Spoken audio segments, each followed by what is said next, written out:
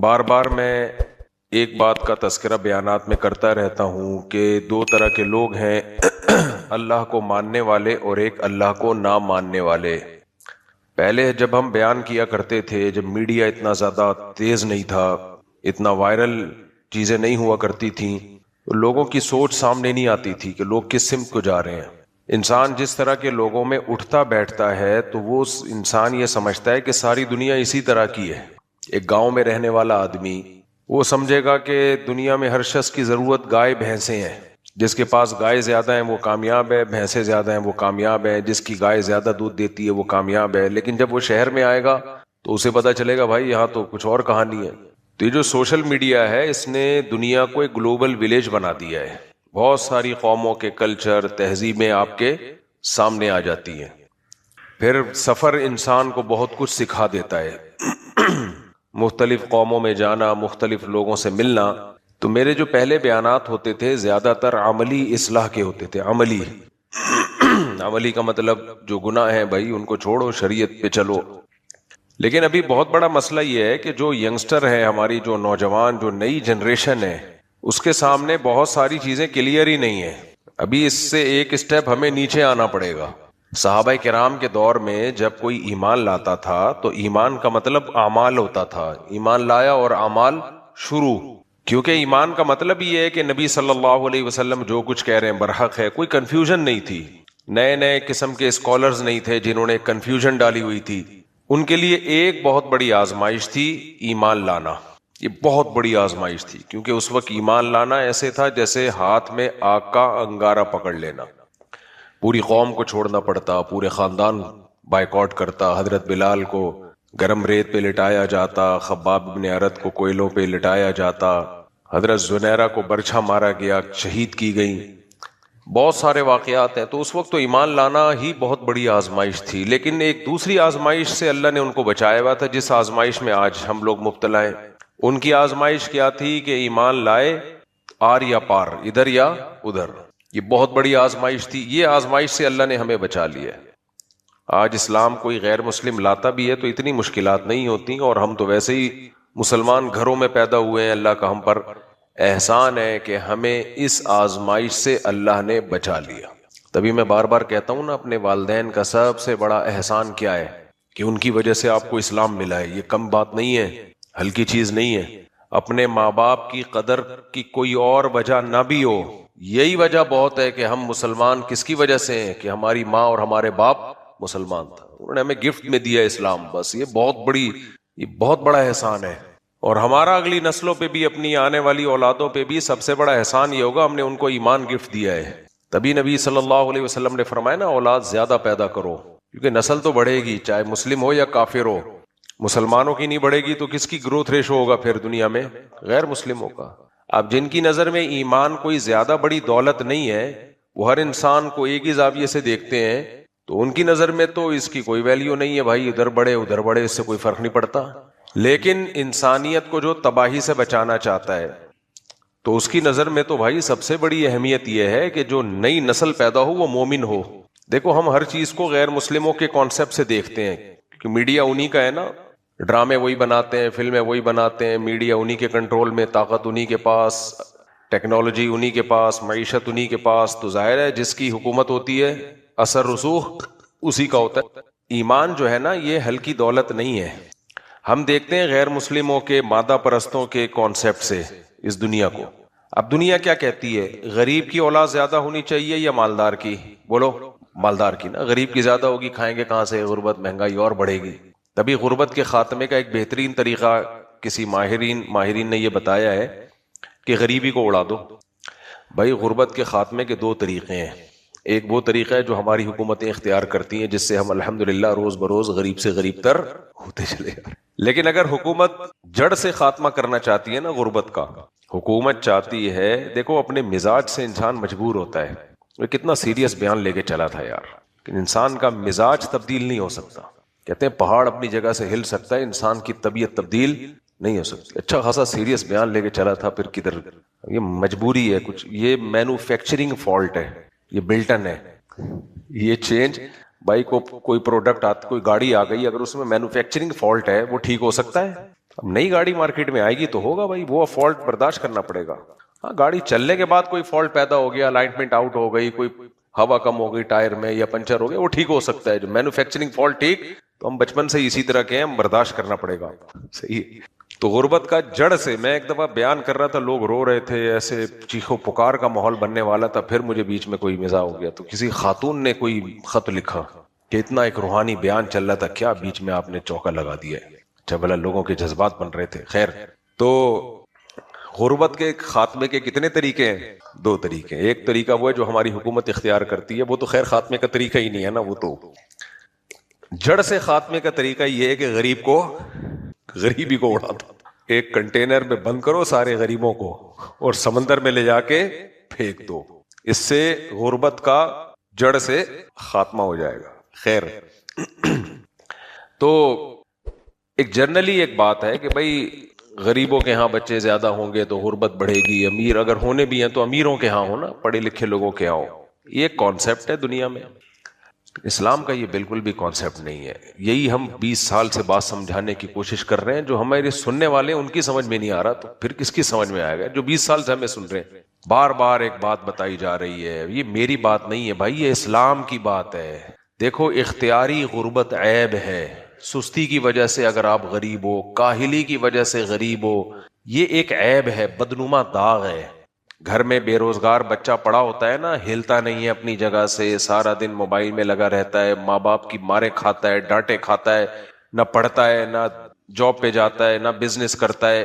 تو ظاہر ہے اس کو پان گٹکے کا خرچہ بھی باپ سے لے رہا ہوتا ہے، پڑوسیوں سے لے رہا ہوتا ہے. یہ غربت ایک عیب ہے. عیب تو سمجھتے ہیں نا، ایک بدنما داغ ہے. یہ واجب الچترول ہے. ایسا شخص کیا ہے؟ واجب الچترول. اصل میں ممبر سے واجب القتل سے کم کا فتویٰ جاتا ہی نہیں ہے نا. ممبروں سے جو فتوے جاتے ہیں واجب القتل واجب القتل، تو میں نے کہا یہ واجب القتل بہت گاڑا لفظ ہے یار، تھوڑا کیا کر لو، ہلکا لفظ ہو نا، واجب الچترول. اور ایسے نوجوان کو ٹائم پہ چترول لگ جائے نا تو انسان کا بچہ بن جائے گا. اگر ڈیلے کر دیا نا اب نہیں بنے گا. یعنی ابھی قریب البلوغ ہو اور آپ نے دیکھا کہ اس میں سستی ہے، کاہلی ہے، نہیں کام کر رہا، تو اس وقت اگر اس کی طبیعت سے اگلے پچھلے گنا، ایک دفعہ میں نے اپنی زندگی میں دیکھے ہیں نا ایسے لوگ، اس لیے بتا رہا ہوں. تجربہ بھی کوئی چیز، علم کا ایک ذریعہ تجربہ بھی ہوتا ہے، ایکسپیرینس بھی ہوتا ہے. تو جن کے ابا نے بر وقت ان کو چترول لگا دیے تو وہ انسان کے بچے بن گئے، کامیاب ہو گئے. اور اگر اس سستی کا اس وقت علاج نہیں ہوا پھر نہیں ہوتا بھائی، گیا کام سے. کیونکہ اس کو غربت کی عادت پڑ جائے گی، پھر اس کو غریب رہنے کی عادت پڑ جائے گی. کبھی ادھر سے گٹکے کے پیسے مانگ رہے، کبھی. اور ایسے لوگ گٹکے پان بہت کھاتے ہیں کیونکہ جب ٹینشن میں ہوتے ہیں، پیسے ہوتے نہیں جیب میں، تو ٹینشن ختم کرنے کا طریقہ یہ تھا محنت کرتے، اپنے پاؤں پہ کھڑے ہوتے. وہ طریقہ اختیار کرتے نہیں ہے کیونکہ سستی ہے. تو شارٹ کٹ طریقہ ٹینشن دور کرنے کا کیا ہے؟ گٹکا کھا لو، پان کھا لو، سگریٹ پی لو. بھائی غمزدہ انسان، غموں کا مارا، ناکام عشق، یہ غمزدہ ہوتے ہیں نا. ناکام محبت تھی کسی، چاہا آپ نے، ملی کسی اور کو، اور دل کے ارماں آنسوؤں میں بہ گئے، ان کے بچے ہم کو ماموں کہہ گئے. ہے بھائی، آپ کی محبوبہ کے بچے آپ کو کیا کہہ رہے ہیں؟ ماموں. تو ڈپریشن ہے نا، کیا خیال ہے؟ اس ڈپریشن کا جو نیچرل علاج ہے، جو قدرتی، جو اسلام نے بتایا ہے، وہ یہ ہے کہ قالوا انا للہ و انا الیہ راجعون. ہم اللہ کے ہیں، ہم پہ اللہ کی چلے گی، ہماری تھوڑی چلے گی. ام للانسان ما تمنا، اللہ کہتے ہیں تمہیں وہ کچھ نہیں ملے گا جو تم چاہتے ہو. کچھ مل بھی جائے گا، کچھ نہیں بھی ملے گا. تمہارے جسم پہ چلے گی کس کی بھائی؟ میری چلے گی. تو یہ سوچ کے ڈپریشن فوراً ختم نہیں ہوتی، آہستہ آہستہ آہستہ عادت ہوتی ہے یہ سوچنے کی. اب سست آدمی یہ سوچے گا؟ بولو، غموں کا مارا ہوا یہ سوچے گا؟ نہیں سوچے گا. وہ جو سست ہوتا ہے نا، وہ چاہتا ہے ریزلٹ کسی بھی چیز کا فوراً ملے، مجھے فوراً چاہیے، مجھے ریزلٹ. تو فوراً ریزلٹ کے چکر میں وہ یہ نہیں سوچتا کہ تقدیر کیا ہے، چلو اسی بہانے علماء کے پاس جا کے بیٹھو، تبلیغ میں وقت لگا لو، کچھ اللہ اللہ سیکھ لو، کچھ اللہ کی طرف آ جاؤ، غم ہلکا ہو جائے گا. نا نا نا نا نا، اسے فوراً غم بھلانا ہے، برداشت اس میں ہے نہیں. تو فوراً غم بھلانے کا طریقہ کیا ہے بھائی؟ شراب ہے، چرس ہے، ہیروئن ہے، یہ سب چیزوں سے فوراً غم ختم. لیکن اس بے وقوف اور احمق کو یہ معلوم نہیں ہوتا کہ یہ غم فوراً ختم وقتی ہو رہا ہے. تو نے ایک غم کے ساتھ ایک اور غم پال لیا ہے، وہ غم کبھی بھی ختم نہیں ہوگا، بلکہ اب تجھے ایک اور غم محبوبہ کے ساتھ اب چرس بھی تیری محبوبہ بن چکی ہے. جس دن تجھے چرس نہ ملی تیری کھوپڑی آؤٹ ہوگی. نشے کے جو مریض لوگ ہیں نا, اللہ معاف فرمائے, ان کے گھروں کے کیسز آتے ہیں نا, ماں باپ کتنے بیزار ہو گئے ان اپنی اولادوں سے, کس قدر بیزار ہو گئے کہ ہماری اولادیں جو نشہ کرتی ہیں, بیویوں کو مارنا, ماں باپ پہ ہاتھ اٹھانا, یہ نشے والے لوگوں کے یہ حالات ہوتے ہیں. پتہ نہیں انگریزوں نے ہمیں کس الٹے کام پہ لگا دیا ہم کہ اس سے اسٹریس دور ہوتی ہے. ان کے تو کام ہی ہے, کافی چائے یہ سب چیزیں اسٹریس پیدا کرتی ہیں, دور نہیں کرتی ہیں, سمجھ لو. میں بھی پیتا ہوں چائے, لیکن فضائل نے بیان کرتا. ابھی پھر چائے پر میں بات نہیں کروں گا, بس تھوڑی سی کرنے دیں مجھے, تھوڑی سی بات. کچھ چیزیں پی لیا کریں, فضائل نہ سنایا کریں اس کے. کافی چائے یہ سب چیزوں میں کیفین ہے جو آپ کے دماغ کے ساتھ کھیلتی ہے, دماغ کے ساتھ کھیلتی ہے, آپ کے دماغ کو وقتی طور پر ریلیکس کر دیتی ہے. تو یہ دماغ کی ریلیکسنگ کا نیچرل طریقہ نہیں ہے, یہ سارے گوروں سے آئی ہوئی چیزیں ہیں. کہتے ہیں کافی مسلمانوں کی ایجاد ہے, اگر ہے بھی تو کوئی اچھی ایجاد نہیں کی انہوں نے, کوئی ڈھنگ کی چیز ایجاد کر لیتے وہ زیادہ اچھا تھا. خیر, تو غم دور کرنے کا جو فطری طریقہ ہے جو قدرت نے بتایا ہے وہ تو تقدیر پر ایمان ہے, تقدیر پر ایمان ہے.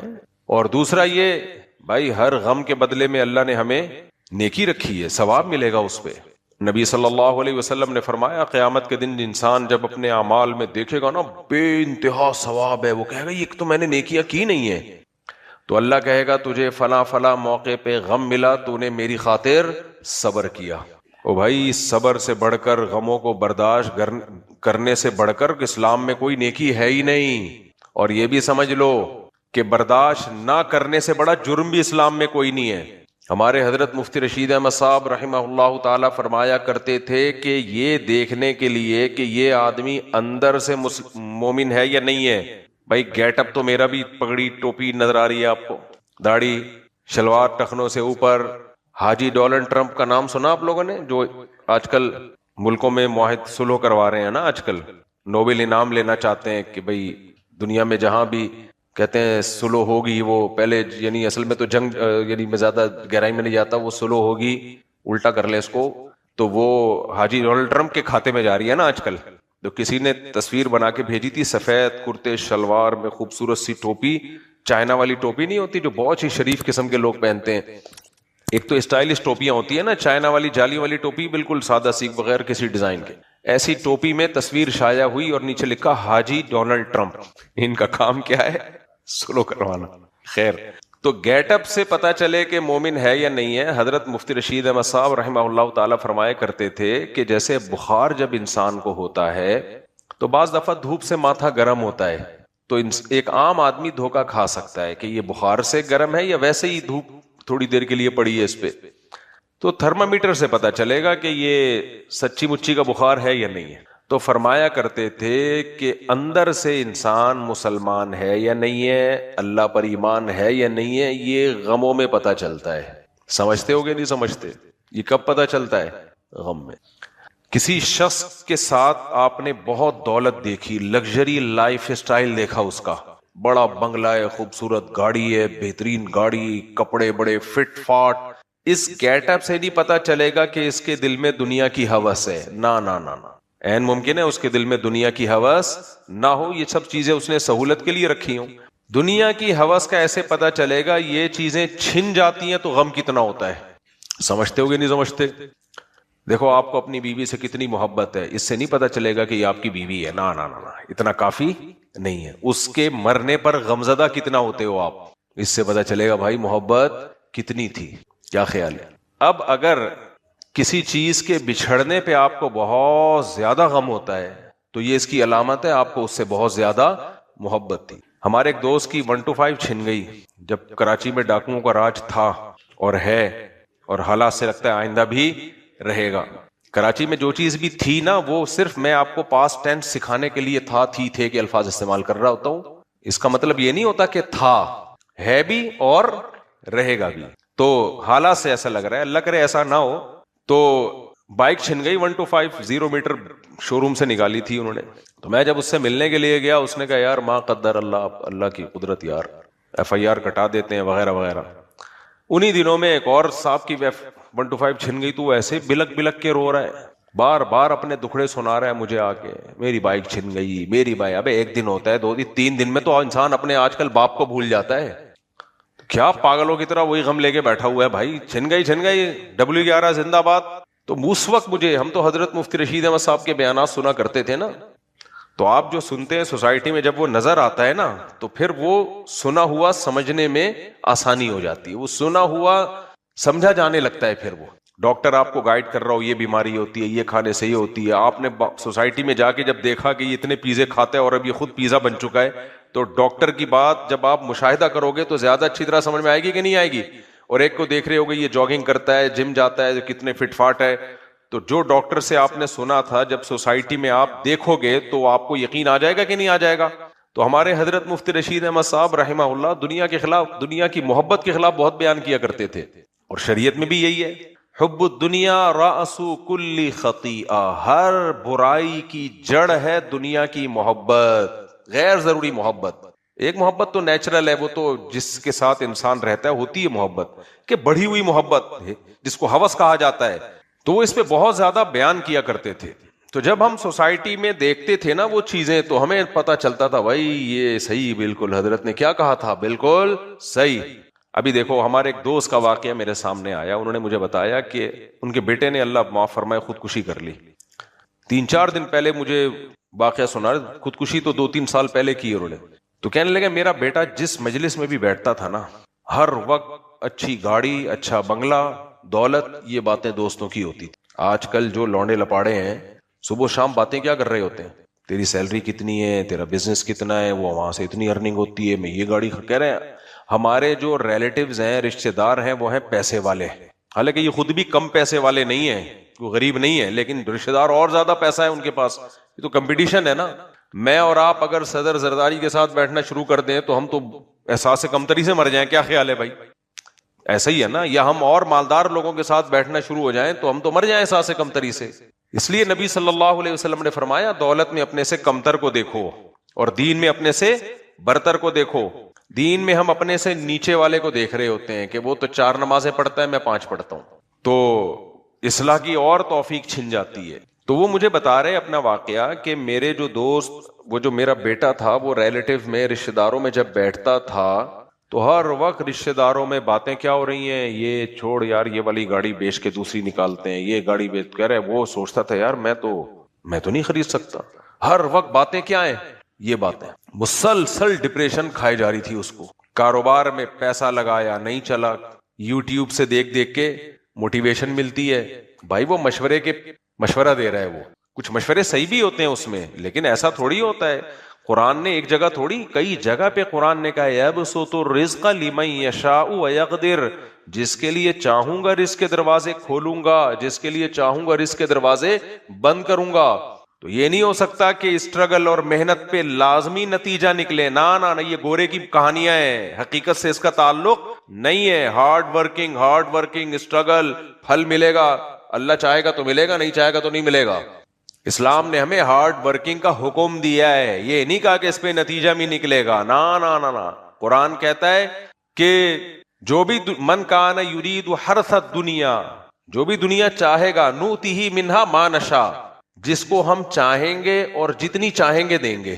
جس کو چاہیں گے ملے گی، جس کو نہیں چاہیں گے تو اس کے چاہنے سے نہیں ملے گی. میرے چاہنے سے نہیں ملے گی کہ میرے پاس اتنا پیسہ آ جائے. یہ تو سب چاہتے ہیں بھائی.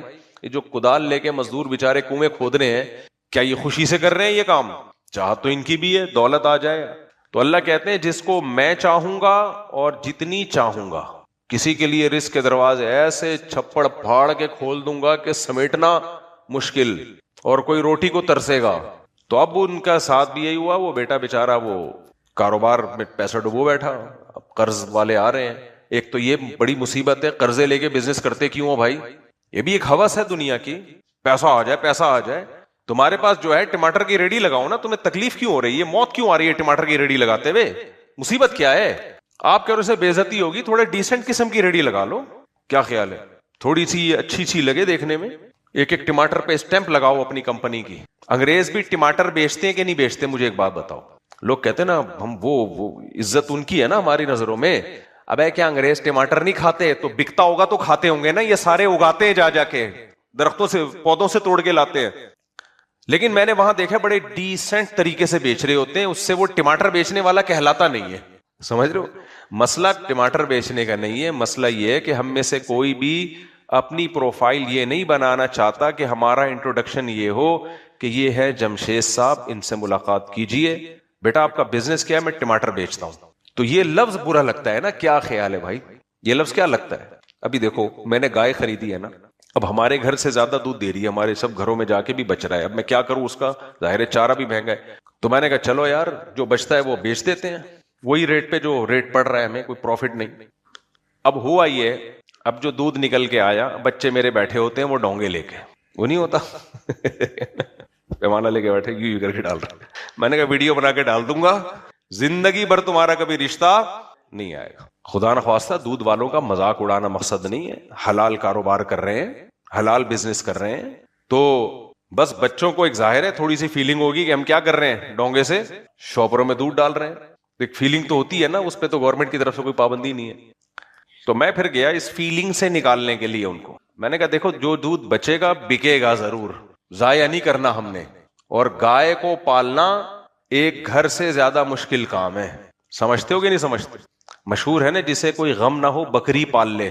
تو گائے جو کراچی میں گائے پالنا، کیونکہ اگر آپ نے اس کا خیال نہیں کیا، اس کو صحیح نہیں کھلایا تو وہ آپ کو کھا جائے گی. گائے کے نخرے اتنے ہوتے ہیں، اور اس کے پھر یہ پھر بھڑانا پھر ونڈا پھر پتہ نہیں کیا کیا، وہ مکس ہٹی، اور مجھے تو نام بھی نہیں آتے چاروں کے. لیکن اب گھر کا دودھ ہے نا، ابھی ہم نے ماشاءاللہ 14 لیٹر دودھ سے رفیع بھائی ایسا مکھن نکالا ہے، خدا کی قسم مزہ نہ آئے پیسے واپس. پہلے تو میں نے واشنگ مشین سے مکھن نکالا تھا نا، وہ واشنگ مشین ہم نے خریدی ہی اس کام کے لیے تھی، وہ کپڑے دھونے کے لیے نہیں ہے. تو اب مجھے پتا چلا ترکی سے کوئی مشین آئی ہوئی ہے جو وہ زیادہ اچھا مکھن نکالتی ہے. وہ میں نے خریدی مشین اسٹیل کی، تو اس میں 14 لیٹر دودھ کا ہم نے بنایا دہی، کچے دودھ کا، پکا ہوا دودھ نہیں، جتنا نیچرل فارم میں رہے گا اتنا اچھا ہے. کچے دودھ کا ہم نے بنایا دہی، اور اس 14 لیٹر دودھ کی جو دہی بنی اس کو ڈال دیا ہم نے اس ترکی سے امپورٹڈ مشین میں، یہیں سے خریدی صدر سے یا کسی جاننے والے سے. اور اس میں یک ٹھنڈا پانی ڈال کے جو گھمایا ہے، آہا 20-25 منٹ کے بعد جب میں نے ڈھکن ہٹا کے دیکھا ہے نا، مشین کو روک دیا، 10 منٹ کے بعد اتنا بہترین مکھن اوپر آیا ہوا تھا کہ اس مکھن کو پھر ہم نے نکال کے آپ کی دعاؤں سے محفوظ کر لیا. تو آج کل ہم ناشتے میں وہ مکھن نوش فرما رہے ہیں. سننے میں اتنا مزہ آ رہا ہے، دیکھو کھانے میں کتنا مزہ آئے گا. بازاری چیزوں پہ اعتبار ختم. میں نہیں کہہ رہا سب 2 نمبر چیزیں بیچ رہے ہیں، ایسا نہیں، 1 نمبر لوگ بھی ہیں. کیا پتا چلے گا یار یہ 1 نمبر ہے 2 نمبر. تو اپنی گائے کے اپنے سامنے دودھ نکال کے پیو، یہ ہے خالص. اس کے کا مکھن نکالو، یہ ہے گایوں میں انجیکشن ٹھوکے جا رہے ہیں. گائے کہہ رہی ہے بس 10 لیٹر بہت ہے ایک دن، 14 لیٹر دودھ بہت ہے ایک دن میں. آپ کہہ رہے ہیں نہیں تو 28 لیٹر دے گی ایک ٹھوکا اس کے. وہ کہہ رہی ہے ابھی دودھ میں نے تھنوں میں نہیں اتارنا، کچھ بچے کے لیے چھوڑ رہی ہوں میں. نہ ٹھوکا، وہ سارا دودھ نچوڑ لیتے ہیں اس کو، جب اس کی ہڈیوں کا جوس نکل آتا ہے نا پھر وہ کسی کو پہنا دیتے ہیں لے جا کے. سمجھ رہے ہو؟ پتہ نہیں کیا کیا ٹیکے ٹھوکے جا رہے ہیں یار. کتنے کینسر دیکھو کتنا پھیل چکا ہے. میں نہیں کہہ رہا اس ٹیکے سے ہے، میں کوئی ڈاکٹر نہیں ہوں، کچھ تو مسئلہ ہے نا. ابھی ہمارے جاننے والے لوگ ہیں یار، فلاں کو بھی کینسر، وائف کو بھی کینسر، ہو 50-55 سال کی عمر میں لوگ لڑک رہے ہیں. تو خالص چیز میرے بھائی یہی ملے گی آپ کو، اس کے علاوہ نہیں ملے گی. اب میں یہ دودھ چاہوں مہنگا کر کے بھی بیچ سکتا ہوں. میں نے کہا نہیں بھائی جو ریٹ ہے بس اسی پہ نکالو، ہم تو ضائع ہونے سے بچانے کے لیے نا، تو اس پہ تو میرا حق بنتا ہے نا، چارے کا پیسہ تو نکلے نا کم از کم. کیا خیال ہے؟ اب بچے بیٹھے ہوئے ہوتے ہیں ڈونگے بھر بھر کے. تو میں مارکیٹ گیا، میں نے کہا بھائی کوئی ڈیسنٹ قسم کی کوئی مشین دے دو جو مشین یہ کام کر لے. سمجھ رہے ہو کہ نہیں سمجھ رہے؟ پیکنگ کا کام کون کر لے؟ مشین. تو اس پہ ابھی میں ورک کر رہا ہوں بہت. میں جب کام کرتا ہوں تو مشورے بھی بہت لیتا ہوں، جہاں جہاں جانا پڑے جاتا ہوں، اس کے بغیر میں نتیجے تک نہیں پہنچتا.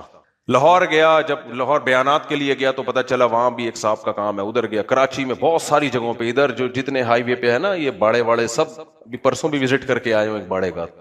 اب مشینیں یا تو مل رہی ہوتی ہیں 10 لاکھ کی، اتنی مہنگی ہے. میں نے کہا بھائی 10 لاکھ کی مشینیں پاگلوں میں گیا صرف دودھ کو پیک کرنے کے لیے. تو ہم چاہ رہے ہیں کہ تھوڑا ایسا ڈیسنٹ کام ہو جائے کہ مشین یہ کام کرے. سمجھ رہے ہیں کہ نہیں سمجھ رہے؟ تو ہر کام باہر ملکوں میں جب آپ جائیں نا ٹریولنگ کریں تو وہاں انہوں نے ہر چیز کو ایک سسٹم. اچھا دودھ نکالنے کی تو مشین ہم نے لے لی ہے.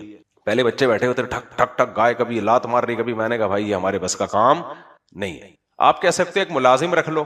ایک ملازم کو میں نے رکھا تھا 35,000 روپے مانگ رہا تھا، 25,000 گائے پالنے کے، اور پھر کہہ رہا تھا کھانا بھی کھاؤں گا. اب 3 ٹائم کا اس کو کھانا بھی کھلاؤ گھر سے. کھانا کھلانا کوئی مسئلہ نہیں ہے, لیکن گھر والوں کی ایک ذمہ داری بڑھے گی نا, اس کو ٹائم پہ دینا پڑے گا. بچوں کو تو آپ 1 آدھ گھنٹے ناشتہ دیر ہو گیا, کچھ بھی ان کو کھانا پکنے میں تاخیر, ملازم کو تھوڑی ایسا کریں گے. تو میں پھر ٹینشن سے بچنے کے لیے میں نے بولا بھائی 10,000 تجھے کھانے کے دے دوں گا, خود ہی کھا لیا کر. تو 35,000. اب بتاؤ گائے کو کھلائیں یا اس کو پالنے والے کو کھلائیں؟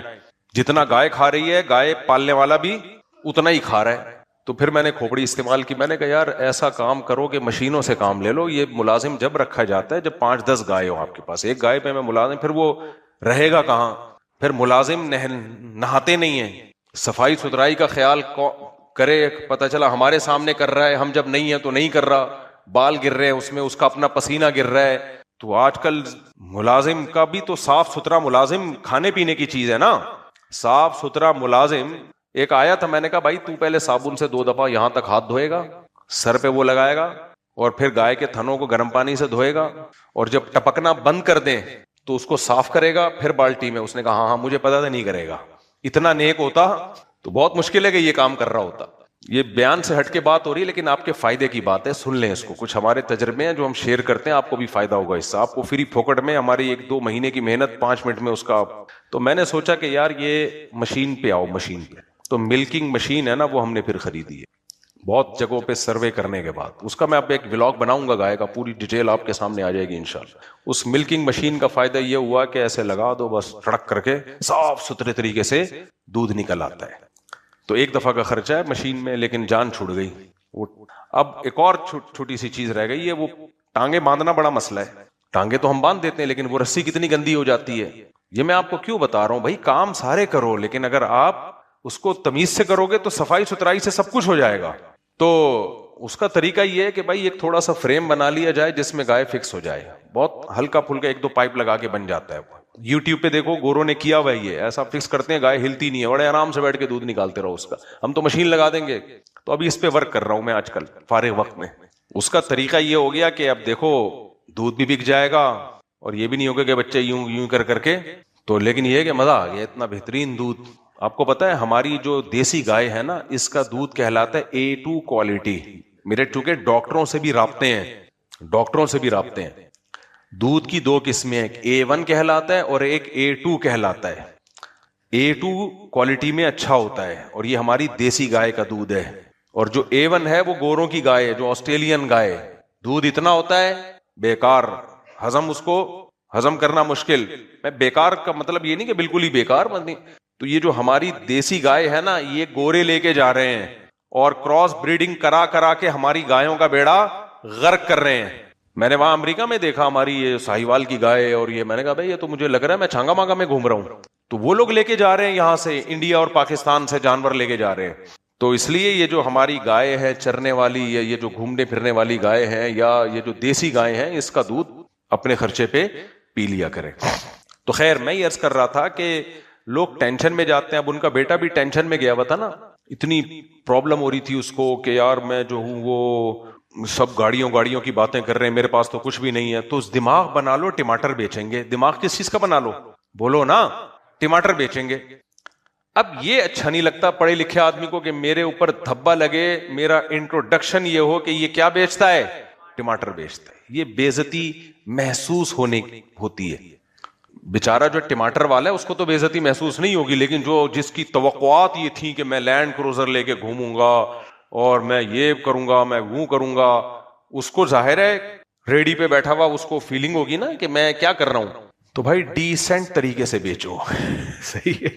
انگریز ٹماٹر بیچتے ہیں کہ نہیں بیچتے, لیکن کوئی کہتا ہے گورے ٹماٹر بیچتے ہیں نا, وہ کہتے ہیں گورے میزائل بیچتے ہیں, بم بیچتے ہیں.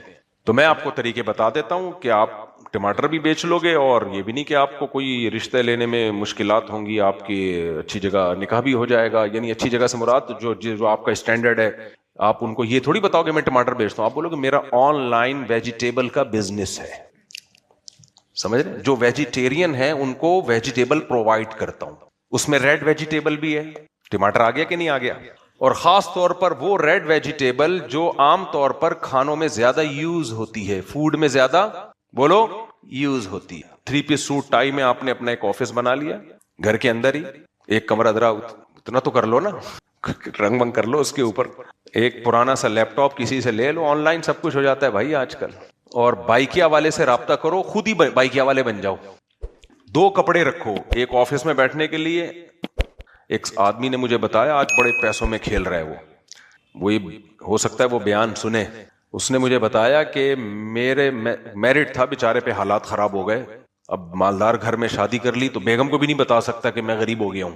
آج کل بیگمیں مارکیٹ سے ایک دم شارٹ ہوتی ہیں، خلا لے لیتی ہیں. اگر خلا شرعی معتبر ہوتا نہیں ہے یہ والا خلا. تو کہتا ہے میں نے وہ کام کیے نا مزدوری کے، کہتا ہے میں نے 2 کپڑے رکھے ہوئے تھے، ایک گھر کے لیے اور ایک وہ میں اپنا سوٹ یعنی شاپر میں نا شلوار قمیض پرانے سے ڈال کے جاتا تھا، ہولیا چینج کر کے مزدوری کرتا تھا صدر میں. اس سے کم از کم اتنا ہو گیا، پھر واپسی پہ نہا دھو کے دوبارہ کپڑے چینج کر کے آئے اپنی گاڑی میں یا بائک میں جو بھی تھی. یہ ریئل بتا رہا ہوں آپ کو، ریئل جس بندے نے مجھے بتایا خود اس کی کہانی بتا رہا ہوں آپ کو میں. کہہ رہے وہاں جا کے پتہ نہیں لوڈنگ کا کام کرتا تھا کنٹینر پہ، بالکل ہولیا چینج، کوئی پہچان بھی نہیں سکتا کہ یہ وہی صاحب ہے. نام بتا دوں آپ کو وہ پکڑا جائے گا بلا وجہ بیچارہ. تو کہہ رہے ہم نے بھیک نہیں مانگی، کسی کے سامنے ہاتھ نہیں پھیلا، مزدوری کی. اب ایک اسٹیٹس بن چکا تھا سسرال میں، خاندان میں. اگر وہ یہ دیکھ لیتے بھائی یہ ہولیے میں وہاں یہ کام کر رہا ہے تو وہ اسٹیٹس خراب ہوتا. اسی دوران جاب بھی تلاش کرتا رہا، محنت کرتا رہا، اللہ نے پھر حالات اچھے کر دیے. پھر اس کو وہ دھوتی بنیان کی ضرورت ختم ہو گئی. دھوتی بنیان نہیں تھا شلوار قمیض ہی، وہ جو جیسے بیچارے مزدور لوگ پہنتے ہیں. تو آپ ذہن میں یہ بنا لو کہ ہم اللہ نہ کرے کوئی حالات آ گئے تو ٹماٹر بیچیں گے. دیکھو جو چیز بھی کھائی جا رہی ہے نا وہ بکتی ہے. تو ٹماٹر بیچنے میں آپ یہ نہ کہیں گے سسرال رشتہ لینے کے لیے کہ میں ٹماٹر بیچتا ہوں. آپ نے کیا کہنا ہے میرا ویجیٹیبل کا بزنس ہے، یہ میرا آفس ہے. کرائے پہ کسی سے 2 دن کے لیے ادھار آفس مانگ لو، خیر یہ میرا آفس ہے اور اس میں آپ کبھی تشریف لائیے. ہمارا ویجیٹیبل کا بہت بڑا بزنس ہے، ہم ویجیٹیرین کو پروموٹ کرنا چاہتے ہیں. اصل میں یہ جو گوشت ووش کے، پھر وہ ڈاکٹروں کے 2-4 کلپ بھی لگا لو جو کہہ رہے ہیں گوشت نہیں کھانا چاہیے. دیکھو سبزی کھانے کا بھی ایک کلپ آیا، سبزی کھائیں، زیادہ سے زیادہ سبزی کھائیں. ویجیٹیرین یہی کہتے ہیں کہ گوشت نہیں کھائیں، کیا کھائیں؟ سبزی کھائیں. تو ایک بڑا اچھا کلپ کسی نے بنایا کہ بالکل ہمیں سبزی ہی کھانی چاہیے، اور سبزی کھانے کا بہترین طریقہ یہ ہے کہ سبزی بکرے کو کھلائیں اور کاٹ کے بکرا کھا جائیں. میرے تو سلام دعا ڈاکٹروں حکیموں سب سے ہوتی ہے نا. ایک قبلہ حکیم صاحب تھے، بہت پرانی بات ہے. تو میں نے پوچھا حکیم صاحب یہ چنے کی دال کے بڑے فضائل ڈاکٹر لوگ بتاتے ہیں، یس حکیم لوگ بتاتے ہیں، بڑی طاقتور ہوتی ہے لیکن ہضم نہیں ہوتی ہے، گیس کرتی ہے. انہوں نے کہا بہترین طریقہ ہے کہ چنے کی دال بکری کو کھلاؤ اور بکری کا دودھ پی لو. بکری کو جو بھی کھلایا جائے نا دودھ میں اس کے اثر فوراً آتا ہے. یہ دودھ کی خاصیت ہے بکری میں، بہت جلدی. میں نے دیکھا ہے بکری کو میں پیاز کھلاتا تھا نا، دودھ پیو گے پیاز کی اسمیل آئے گی دودھ میں. تو بکری کا ایک فائدہ یہ ہے کہ بکری کو جو کھلایا جائے اس کے دودھ میں، دودھ بڑی خاندانی چیز ہے، خوب سمجھ لو اگر صحیح نیچرل فارم میں مل جائے. خیر تو آپ نے کیا لیبل لگانا ہے؟ ہم ویجیٹیرین ہیں، ہم کیا ہیں؟ ویجیٹیبل کو پروموٹ کرتے ہیں، یا اور جو بھی آپ کو بہتر لگے. تو سب کچھ ہو سکتا ہے دنیا میں میرے بھائی. تو اس بیچارے نے جب دائیں بائیں ہر ایک سے دنیا کی باتیں، گاڑی بنگلہ سب کچھ یہی چل رہا ہے نا مارکیٹ میں. تو جو چیز صبح و شام انسان سنتا ہے اسی کی ویلیو دل کے اندر آتی ہے. تو دنیا تو ملی نہیں، ڈپریشن سے خودکشی کر لی. میرے پاس تو ایسے لوگ آ چکے ہیں جو خودکشی کی طرف جا چکے تھے. وہ کہتے ہیں آپ کا بیان ہم نے سنا ہے تو اللہ کا شکر ہے خودکشی کے خیالات دل سے نکل گئے. ہر وقت دنیا کا خناس جو ہے نا گوبر دماغ کے اندر بھرا ہوا تھا. او بھائی جو کچھ بھی ہے ختم ہونے والا ہے، 4 دن کی زندگی ہے. اور اگر ریڑی لگا کے بھی ٹماٹر بیچ لیا تو کیا ہو جائے گا؟ ٹماٹر والوں میں شادی ہو جائے گی نا. کیا خیال ہے؟ یہی ہو جائے گا نا، ٹماٹر والوں میں شادی ہو جائے گی، وہ بھی مرے گی تم بھی مرو گے. قبرستان میں جا کے دیکھو وزیروں کی بیٹیاں بھی دفن ہیں جو ملکاؤں کی طرح رہا کرتی تھی، ٹماٹر والوں کی بیویاں بھی دفن. ایک قبر ٹماٹر والے کی ہوگی، اس کے ساتھ کسی شہزادے کی قبر ہوگی، اندر جانے کے بعد سب برابر.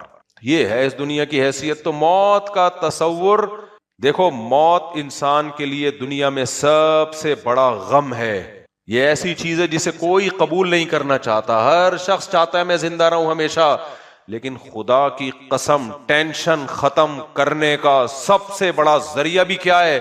موت کا تصور کہ سب ختم ہو جائے گا. اب میرے اور آپ کے بس میں اگر ہوتا کہ موت کو ہم دھکیل دیں تو ہم دھکیل دیتے, یہ ہمارے بس میں نہیں ہے. تو کیوں نہ اس موت کو سکون کا ذریعہ بنا لیں. نہیں آئی سمجھ میں بات؟ کیا خیال ہے بھائی؟ بے دین آدمی اس موت کے تصور کو ٹینشن اور ڈپریشن کا ذریعہ بناتا ہے, یار میں مر نہ جاؤں, یار میں بوڑھا نہ ہو جاؤں. دیندار آدمی اسی موت کو سکون کا ذریعہ بنا لیتا ہے کہ یار سب کیا ہو جائے گا, ختم. نہ خوشیوں میں اتراتا ہے, خوش ہوتا ہے وہ, آپے سے باہر نہیں ہوتا. کیوں بھائی؟ یہ خوشی چھن جائے گی. جو چیز چھننے والی ہے اس پہ اتراتا ہے انسان. ابے مجھے ایک بات بتاؤ, تمہاری بڑی خوبصورت سی بیوی, بڑی معشوقہ, اپنے دوستوں میں انٹروڈکشن کروا رہے ہو, آج کل لوگ کروا رہے ہوتے ہیں, اپنی بھابھی سے ملیے, دوست جل رہے ہیں, ابے یار اتنی خوبصورت بیوی لے کے گھوم رہا ہے. لیکن آپ کو یہ پتا ہے کہ یہ اس نے کورٹ میں خلا کا کیس کیا ہوا ہے, 2-4 دن کے بعد مارکیٹ سے شارٹ.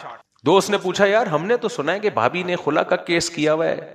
ہاں یار کیس تو کیا ہوا ہے, 1-2 دن تک تو ہے نا, ابھی میرے ساتھ ہی ہے. اب خلا کی ڈگری, جج کا تو کام ہے لوگوں میں طلاقیں دلوانا.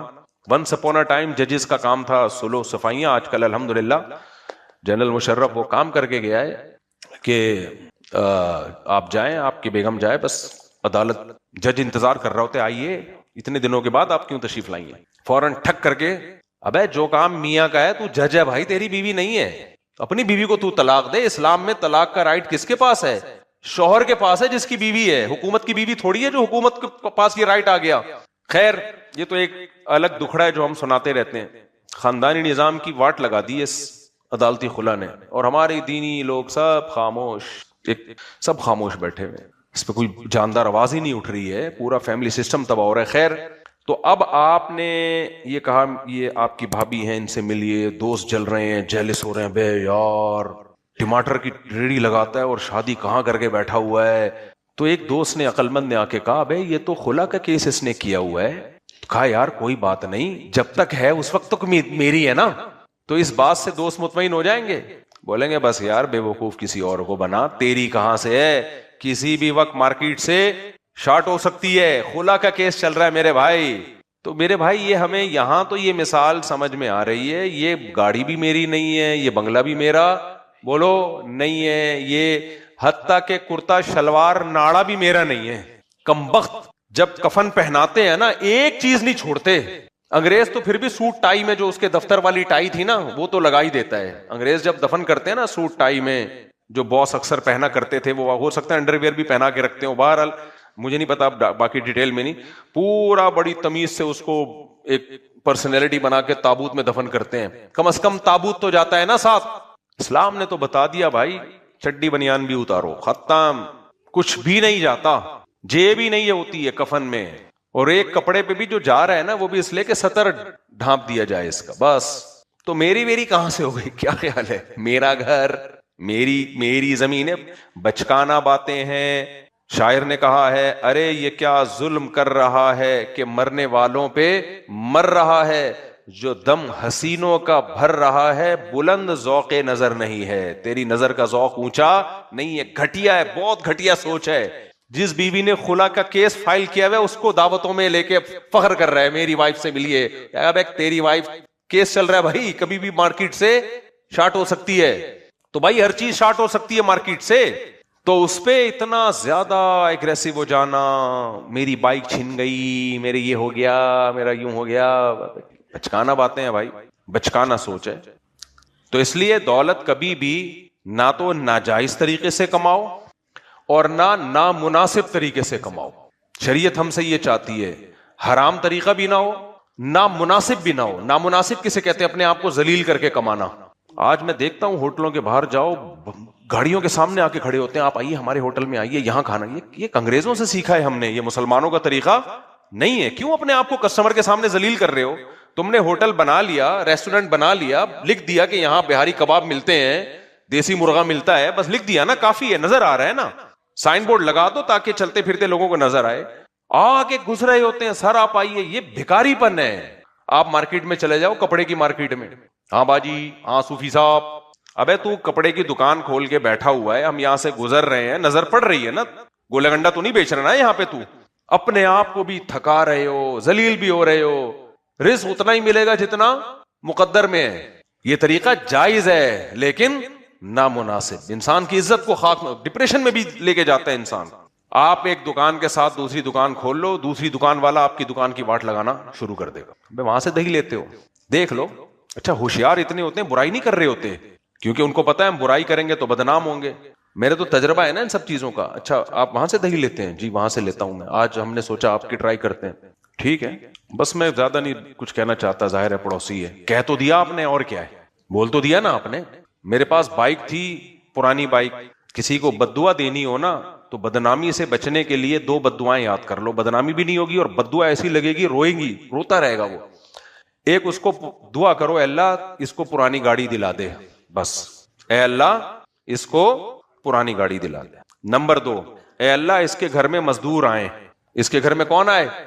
کنسٹرکشن کے کام کے لیے مزدور گھر میں گھس جائے نا, امام مہدی آ کے نکالیں گے اس کو, بھائی وہ نہیں نکلے گا, نہیں نکلتا. انگریزوں کے ہاں, گوروں کے ایسا ہوتا ہے, مزدور کو, ٹھیکیدار کو آپ نے ٹائم دیا, ایڈوانس پیمنٹ دے دی, اس ٹائم کے اندر بنا کے نکل جائے گا. یہاں نہیں ہوتا. یہاں آپ نے کوئی کمرہ بنانا ہے, کچھ بھی بنوانا ہے نا, مزدور کو, ٹھیکیدار کو آپ نے بلایا, آپ نے کہا یہ پیسہ آدھا پکڑ لے, وہ آدھا لے گا پیسہ, آدھا پکڑ لے, کتنے دن میں بنا دے گا؟ جی 1 مہینے میں بنا دوں گا. یار 2 مہینے لے لے, ٹھیک ہے لیکن بنا دینا. چل ٹھیک ہے 2 مہینے نہیں, میں 1 میں بنا دوں گا. ابے تو 2 مہینے لے لے لیکن بنا دینا. اس دوران وہ 10 بندوں سے اور ٹھیکہ پکڑ لے گا, تو کہے گا یہ تو آ ہی گیا ہے نا میرے ہاتھ میں, سریے کے پیسے تو مل ہی گئے ہیں, اب یہ تو بھاگ نہیں سکتا. 10 اور بندوں سے پیسے پکڑے گا وہ, اور 10 کے 10 کے کام شروع کر دے گا. اتنا سا کام آپ کا ہوگا اور آپ عذاب جان. مزدور گھر میں گھس جائے, نکلتے ہیں. تو ایک بڑھیا نے کسی کو بددعا دی, اللہ کرے تیرے گھر میں مزدور آئے. تو اس نے کہا یہ کیسی بددعا ہے؟ جب آئے نا تو پتہ چلا. تو ٹھیکیداروں کے لیے یہ طریقہ بھی پیسہ کمانے کا گھٹیا ہے, سمجھ رہے ہو؟ کما تو لیتے ہیں, گھٹیا طریقے سے کماتے ہیں. یہ تو ناجائز بھی ہے کہ جس سے آپ نے جو وعدہ کیا آپ اس کو پورا نہیں کر رہے, لیکن ٹھیکیدار پکڑ رہے ہوتے ہیں. ادھر سے پکڑ لیا, ادھر سے پکڑ لیا, ادھر سے ٹھیکہ پکڑ لیا, رلا دیا بندے کو. بھائی جس سے آپ نے کمٹمنٹ کیا آپ اس کو جلد سے جلد پورا کرو. یہ میں بیان کر رہا ہوتا ہوں نا, میں خود یہ بھگت رہا ہوتا ہوں. اب سوچو ہمارے ساتھ جب یہ ہوگا تو آپ تو اتنے زیادہ مشہور نہیں ہو, تو مشہور لوگوں کے ساتھ, حالانکہ ان کو ڈر بھی ہوتا ہے, مشہور لوگوں کے ساتھ ایسا ہوگا تو بیچارہ مشہور نہیں ہے, اس کے ساتھ کیا ہوگا پھر, تیرا کیا ہوگا کالیا, سمجھ رہے ہو؟ تو یہ بھی پیسہ کمانے کا گھٹیا طریقہ ہے. کون سا طریقہ ہے؟ گھٹیا, نیچ پنا ہے. ابھی ایک کا کام ہوا نہیں ہے, ادھر سے پکڑ لیا, ادھر سے پکڑ. بھائی آپ پکڑو, ٹھیکہ پکڑو, اس کو پھر ٹائم دے دو, بھائی یہ 2 مہینے میں کمپلیٹ کرنا ہے, اس کے بعد میں آپ کی طرف آؤں گا, ایڈوانس میں کچھ دے دو تاکہ کمٹمنٹ خراب نہ ہو. نہ, اسٹیٹ ایجنٹ یہ کر رہے ہوتے ہیں. آپ کو 1 کروڑ کا پلاٹ انہوں نے بیچا, بیانہ بھی لے لیا. شام کو ستار بھائی کی کال آ گئی, یار وہ 1 کروڑ کا پلاٹ دے دیا؟ ہاں یار دے دیا. بیانہ لے لیا؟ ہاں لے لیا. اب 1 کروڑ 10 کا مجھے دے دے یار, یہ 1 کروڑ 5 کا مجھے دے دے. اب آپ کی نیت کیا ہو گئی؟ اسٹیٹ ایجنٹ کی نیت بدلنا شروع ہو جاتی ہے. اب آپ یہ نہیں کہتے یار وہ تو میں بیچ چکا ہوں, بیان دے چکا ہوں, بیانیہ لے چکا ہوں, بیانہ لے چکا ہوں, میں اس سے ایڈوانس لے چکا ہوں, اب یہ معاہدے کی خلاف ورزی ہے, حرام ہے, ناجائز ہے, میں ابھی عمرہ کر کے بھی آیا ہوں, وہاں میں نے اللہ سے دعائیں مانگی ہیں, اے اللہ حرام سے بچنے کی توفیق عطا فرما, ساری دعائیں مانگی ہیں میں نے, تو میں کیسے یہ کر لوں گا؟ کوئی میرے ساتھ یہ کرے مجھے کتنا غصہ آئے گا. نہ نہ, وہ کہے گا یار ستار بھائی آپ 1 کروڑ 5 کا لے رہے ہو نا, 5 کیا 5,000 بھی اضافی دے رہے ہو نا, کوئی مسئلہ, یہ تو 5 لاکھ ہے, میں 5,000 میں بکنے والا آدمی ہوں, زبان چینج کر لوں گا میں. پھر کیسے بکتے ہیں؟ جمشید کو فون کریں گے جس کو 1 کروڑ کا بیچا ہے, یار جمشید بھائی دیکھو آپ سے اپنا پرانا تعلق ہے, میں نے آپ کو ایک چیز بیچ تو دی ہے لیکن میرا ضمیر گوارا نہیں کر رہا یار. اپنوں کے ساتھ انسان بات کلیئر ہی کرے تو اچھا رہتا ہے. یہ سب چیزیں میں اپنے اوپر بھگتا ہوا ہوں, آپ کیا سمجھ رہے ہو؟ اپنے اوپر. ایک صاحب نے مجھے بائک پہنا دی, پرانا واقعہ ہوگا, اس کو کمبخت کو پتہ نہیں چلے گا کہ میری باتیں مفتی صاحب کر رہے ہیں. پھر ان کو ضرورت ہوئی بائک لینے کی تو مجھے آ کے کہہ رہے ہیں اس کے یار کاغذات مفتی صاحب پورے نہیں ہیں, کم از کم 20-25 سال پرانی بات ہوگی, کاغذات پورے نہیں ہیں, تو میں نہیں چاہتا کہ آپ ایسی گاڑی لے کے, بائک لے کے گھومیں. میں نے کہا پہلے کیوں نہیں بتایا؟ مجھے پتا تھا اس بندے کی اور بھی کمپلین ہے, آپ کہہ سکتے ہو سکتا میں بدگمار ہوں, لیکن اس کی پتا چلا یہی کام ہے اس کا. اب تھوڑا ڈرتے ہیں لوگ مجھ سے, مشہور ہو گیا نا, جب تک مشہور نہیں تھا, رفیع بھائی آپ کو تو بندے کا نام بھی جانتے ہیں, گاڑیوں کے جنازے پہنانے کی کوشش کی ہے لوگوں نے مجھے, سمجھ رہے ہو؟ پرانی گاڑی ہے یہ, مسجد کی, میں تو امام ہوں نا مسجد کا, مسجد کا امام ہے, پہنا دو اس بیچارے کو, کیا پتا چلا. اتنے فضائل سنا، یہ گاڑی ایسی ہے، یہ گاڑی ایسی ہے، یہ بس اتنے کی آپ کے لیے، آپ چونکہ امام ہو آپ کے لیے. جب میں نے گاڑی چلائی تو گاڑی کے علاوہ سب چیزیں چل رہی تھی، ہارن کے علاوہ سب کچھ بج رہا تھا. اچھا جب میں روڈ پہ لے کے گیا بریک ہی نہیں لگ رہی. کہہ رہے ہیں یار اس کے بریک کا سسٹم یہ ہے کہ 2-3 دفعہ آپ لگائیں گے، کوئی ہائیڈرولک بریک ہے پتہ نہیں کون سی ہے، تو 30 جب جا کے لگے گی. میں نے کہا کوئی بندہ سامنے آ گیا تو میں 3 دفعہ اس کو موقع دوں گا. تو خیر بڑی کہانیاں ہمارے پاس، واقعات ہیں. یہ کہانیاں کا مطلب جھوٹے قصے نہیں ہے، سچی کہانیاں ہیں، سچے واقعات ہیں. تو میں یہ واقعات سنانا مقصد نہیں ہے، بتانا مقصد ہے کہ پیسہ کمانے کا یہ کیا ہے، گھٹیا طریقہ. اور اس سے انسان بدنام بھی ہو جاتا ہے. وہ سمجھتا ہے میں بہت کما لوں گا، بھائی لوگوں کو اعتماد ختم ہو جاتا ہے، اعتماد ختم ہو جاتا ہے. تو اعتماد خدا کی قسم بہت بڑی نعمت ہے. کسی کو آپ پہ اعتماد ہونا کہ میں اس کو 10 کروڑ روپے بھی دوں گا، اگلے دن مانگوں گا دے دے گا.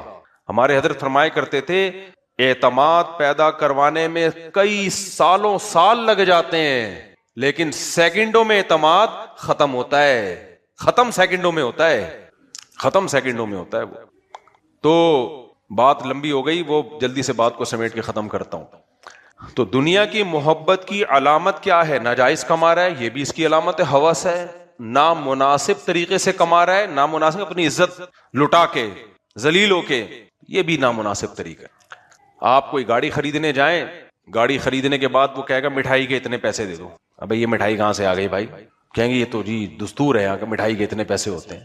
بھائی میں پورا ڈبہ لے کر آ رہا ہوں مٹھائی کا، نہیں جی مٹھائی کے پیسے چاہیے. تو مزیداری نہیں ہے، مزیداری نہیں. خیر، تو جب یہ دماغ بنے گا دولت کے بارے میں ہر وقت ہوس ہوس ہوس ہوس، تو ڈپریشن کا مریض بنے گا کہ نہیں بنے گا انسان؟ خودکشیاں ہوں گی کہ نہیں ہوں گی؟ ان ملکوں میں تو بہت زیادہ ہیں، سب سے زیادہ. کبھی سوئٹزرلینڈ میں ریشو زیادہ ہوتا ہے، کبھی جاپان میں زیادہ ہوتا ہے. کیوں؟ جاپان ترقی یافتہ ملک ہے، تو وہاں اگر کوئی شخص پڑھائی میں پیچھے رہ گیا، جاب میں پیچھے ہو گیا، وہ سمجھتا ہے میں تو ناکام ہو گیا، وہ سمجھتا ہے میں تو کیا ہو گیا، ناکام ہو گیا، تو خودکشی کرتا ہے. ظاہر ہے وہ کہتا ہے کہ ہر آدمی اس کو تانے دے گا، بے تو ناکام آدمی ہے.